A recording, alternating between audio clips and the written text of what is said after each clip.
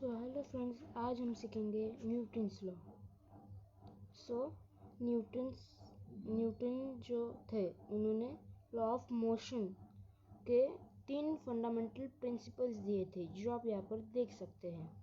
और उसमें से हम आज ये 3 जो कि तीनों ही कंप्लीट वन शॉट सीखेंगे, वो भी अंडर 10 मिनट्स। फर्स्ट लॉ, इसे हम लॉ ऑफ इनर्शिया भी कह सकते हैं। ये बताता है कि जब कोई ऑब्जेक्ट रेस्ट पे होता है तो वो रेस्ट पर ही रहेगा, और अगर कोई ऑब्जेक्ट मोशन में है तो वो मोशन में ही रहेगा, और वो भी सेम स्पीड से। ये इम्पोर्टेंट है। वो भी सेम डायरेक्शन, जब तक कोई फोर्स उस पर एक्ट नहीं करता। कैसे प्रकार का फोर्स? External force. तो आप पूछोगे कि अभी हम तो बॉल रोल करते हैं तो वो क्यों रुक जाता है? तो फिर उस पर भी एक एक्सटर्नल फोर्स एक्ट कर रहा होता है, जो कि है एयर का फोर्स, द फ्रिक्शनल फोर्स, जिसे हम भी कह सकते हैं। ये सिंपल लैंग्वेज में ये बोलता है कि चीज़ें बदलती नहीं है उनका स्टेट ऑफ मोशन तब तक जब तक कोई एक्सटर्नल फोर्स या एक्सटर्नल टेक्निकल प्रॉब्लम्स के या टेक्निकल इश्यूज की वजह से वो चेंज, जब तक वो उन्हें बदलने की कोशिश नहीं करते। अब हम देखेंगे second law, the law of acceleration.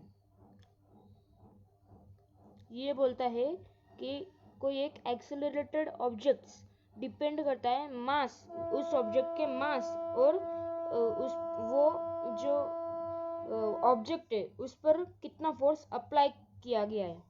इसे हम जनरली F = ma से भी रिप्रेजेंट कर सकते हैं, क्योंकि ये ही इसका फॉर्मूला भी है। और यहाँ पर जो F आप देख सकते हैं, ये है फोर्स, और जो m है वो मास, और a एक्सेलरेशन।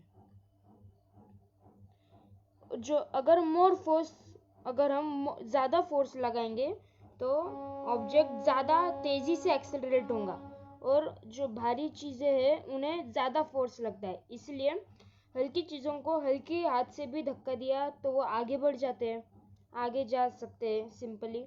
और वज़नदार चीज़ें, जैसे अब कोई 10 किलो का बॉक्स है, उसे धक्का देने में ज़्यादा ताकत लगेगी एज कम्पेयर टू ये स्टाइलस पेन को। अब हम देखेंगे न्यूटन्स का थर्ड लॉ, जिसे हम बोल सकते हैं एक्शन एंड रिएक्शन लॉ।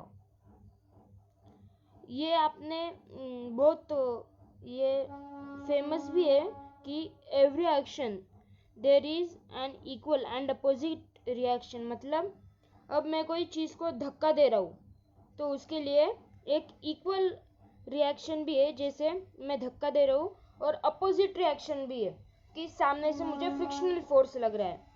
अब जैसे रॉकेट का एग्जाम्पल लेकर देखा तो रॉकेट खुद भी बहुत सारा फोर्स एक्सर्ट करता है ग्राउंड पर, और उसके वजह से जो ग्राउंड है उस पर जो फोर्स एक्सर्ट होता है उसके वजह से वो अपोजिट रिएक्शन की वजह से ऊपर उछल जाता है।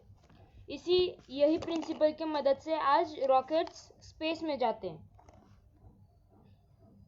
इसका सिंपल भाषा में मीनिंग है कि अगर एक ऑब्जेक्ट को हम फोर्स लगाए और वही दूसरा ऑब्जेक्ट पर भी लगे, तो जो दूसरा ऑब्जेक्ट है वो भी उतना ही फोर्स एक्सर्ट करेगा, उतना ही अमाउंट और मैग्नीट्यूड से जितना फर्स्ट ऑब्जेक्ट ने सेकंड ऑब्जेक्ट पर लगाया था, वो भी अपोजिट डायरेक्शन में।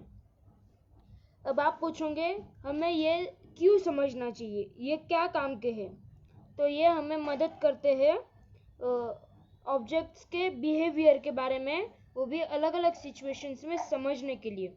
आज का क्लास और वीडियो यही ख़त्म करते हैं। Please like and subscribe.